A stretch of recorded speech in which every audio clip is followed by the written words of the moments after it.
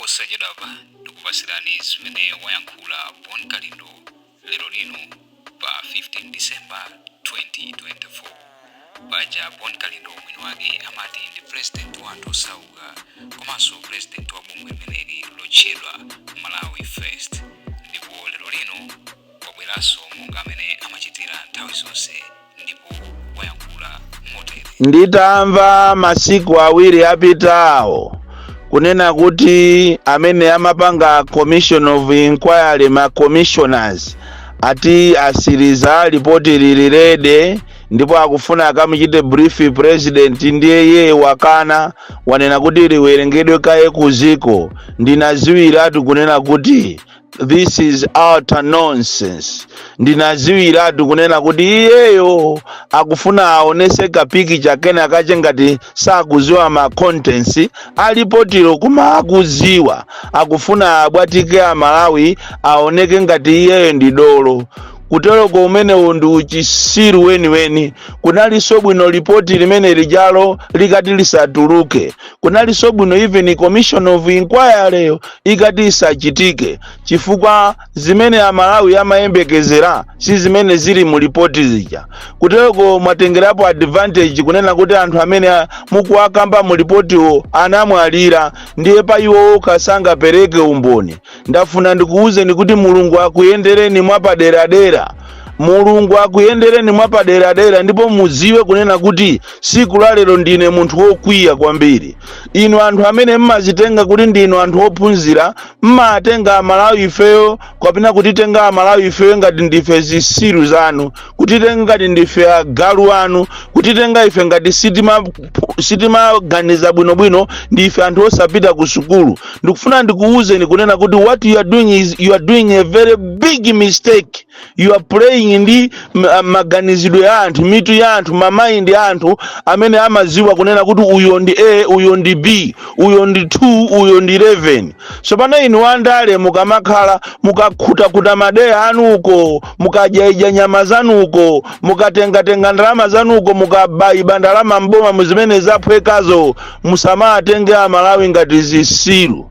Ripoti limene litinanena kale, Wabakiri Muluzi ananena, Ntanyiwa ananena, Chisiru ine na madrama ine nanena kunena kuti ripoti limene ndi face cover kapena face saver, akufuna amuseve munthu wina pamene tikudikirira chisankho cha 2025.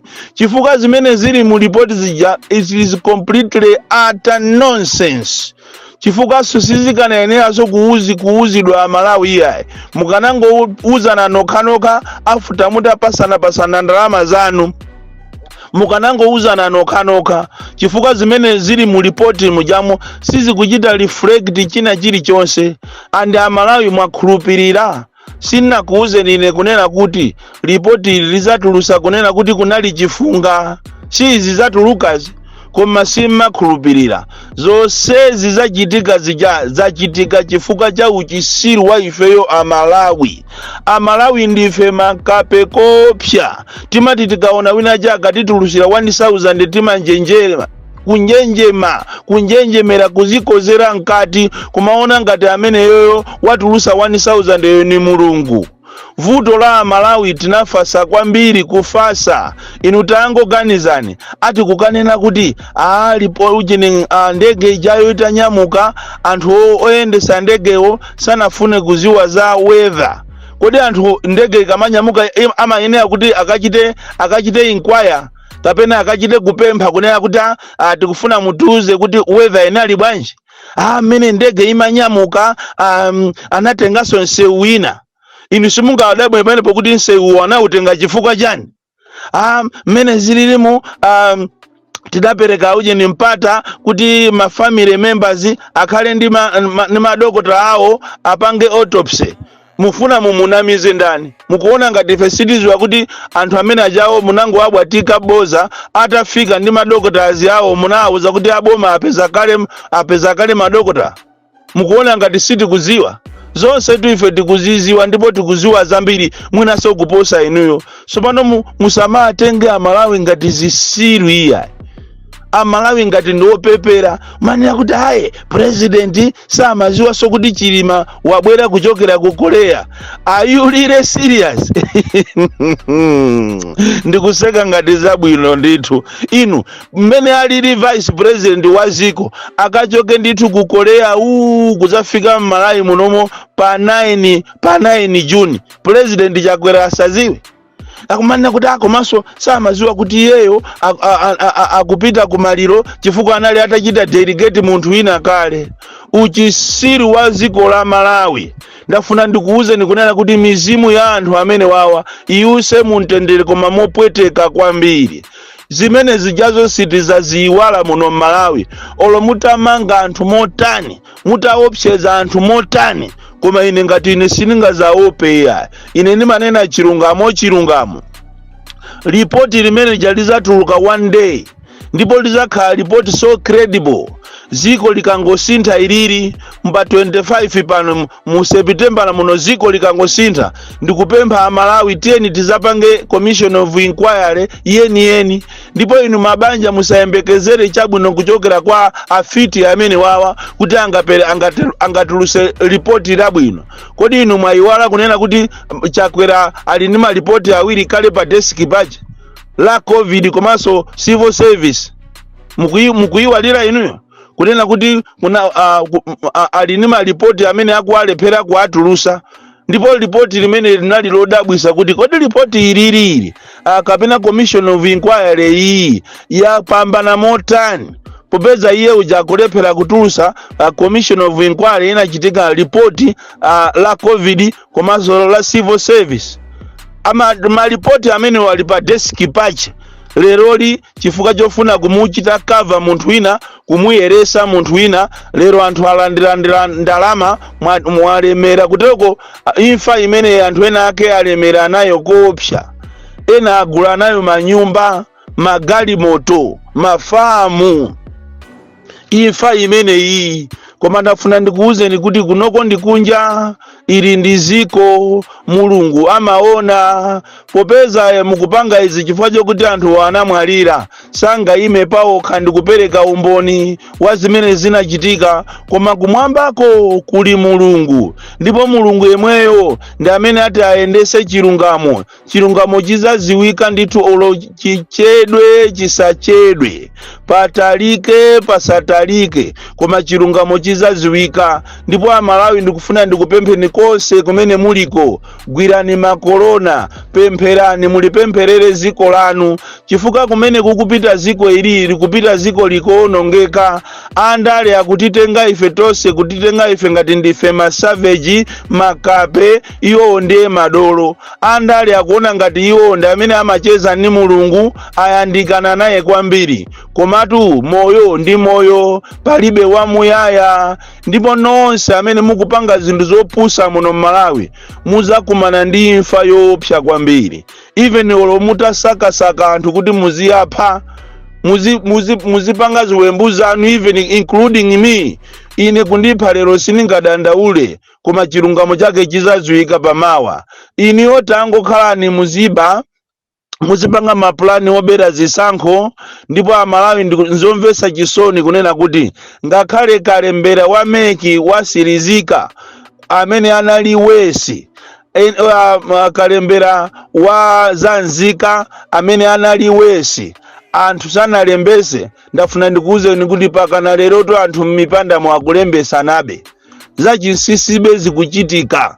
Ndipo lero li kuma programu aboma apanga ma programu ambiri ofuna kuti azitengerapo chanzika.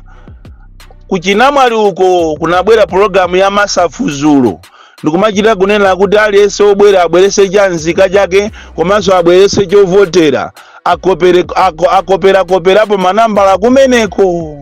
Kukopera manambala kuti ati anthu alandire ndalama za masafu. Ndikumadabwa kuti kodi ndalama za masafu zikugwirizana ndi chanzika? Ndalama za masafu zikugwirizana ndi chovotera cha meki? Kaye mafumu athu ndi anthu omvesa chisoni, makamaka aku Central Region akumapita ndithu anthu kumene koko iko Amalawi pena bake mtundu wathu kandi mtundu wanji wa anthu Ndimafuna mulungu atangobwera siku na akati azibwera kuti atitanthauzire kuti kodi mtundu wa ife ndi wa mtundu wanji, mtundu wa anthu okuti kumakhala ngati tilibe mitu sitiganiza. Ndithu munthu ungapite kwa mfumu ndikukatenga chovotera chako chija, amfumu ndikukoperapo nambala basi ndikukupasa 1000, iwo aja ndikutenga zimene ziyaje ulendo nazoko kwa anthu a MCP. Kufika padera pena kungoyimisa galimoto ukuona anthu akuthamanga kuzanena kuti ngati mabwera tikuzapanga za mavotizi ifeyo tili ready nafenso tiguleni. Mtundu wa ife mtundu wa anthu ovuta kwambiri. Kumachita kuona kuti chisankho chikuberedwa anthu awa akupanga ma activities obera zisankho, koma opposition yalizi ndi awa anapita kuja ku Nkhokwe kujako kwa Chimanga kujako kumene anapeza kujako ku NFRA anapeza zinthu zijazo, koma ndithu basi kupita so parliament ndikumaopa kulankhulaso. Mwina Samia Suleiman ndi amene anayima kapena Jolo Baranda amene anayima atu. Jolo Baranda ni mamuna tunaye pa ikhatu. Jolo Baranda tunaye samafunatu za jibwana tu. Iye samafuna za nonsense amangoyima pa chilungamo tu Jolo Baranda. Koma zoona a opposition muziwe kunena kuti zisankho ngati sizienda bwino chifukwa cha inuyo. Mwafasa kwambiri mukukhala ngati simuliso pa competition iyayi, kaya mukuopa kumangidwa. Ine ndimaona ngati ambiri inu mmaopa kumangidwa, andali ambiri ni makawazi kwa basi. Ndi apa akukonzera ni maplani kuti ati afuna akumangeni nonse amene munapita ku NFRA chifukwa chokuti mwachita expose. Kodi nanga ena ife tikukuchitani expose ife takulakwirani chani? Bwanji simukunimanga, bwanji simmamanga wabakiri muluzi, bwanji simmamanga ntanyiwa, bwanji ine mwatenga so nthawi osandimanga popeza nafenso tikunena zomwezo za kuba kwanuko uchisiru wanuwo afiti inuyo, anthu a satanic inu, anthu a mankhwala inuyo, anthu akumazi inuyo. Mukulitenga ziko lingati ziko lindira amanu kumatitenga ife ngati zisiru zanu. Ndifuna ndikuuzeni kuti 2025 wina akhoza osakafikako, wina akhoza osakafikako kupanga zonse, koma osakafikako mulungu ndi woopsa kwambiri. Nakuuza hapo ni nthawi nache kuti ndikuona mtengo waung'ono ukugwesa mtengo waukulu, ndipo mtengo waukulu ukuchokapo pamenepo pampandopo pakubwera mtengo waung'ono kantengo kakafupi.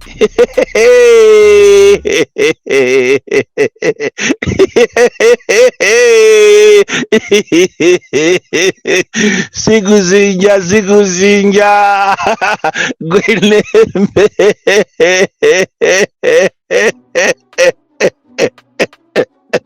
Ndalama zijazuzija chuma jija ujizia kawerego ni kantengo kakang'ono kantengo kakafupi mwina si umaziwa iyo maona ngati wakazala koma kantengo ndi kakang'ono kachabe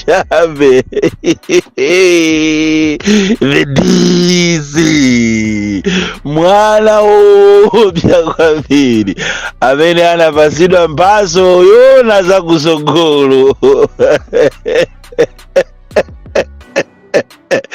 The most dangerous and deadly child from Jeza village, T.M. Mabuka, box 76, Mulanje, Malawi, Southern Africa.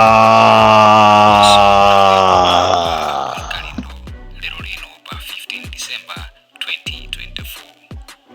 Tapereka ndemanga zanu malingana ndi zimene wayankhula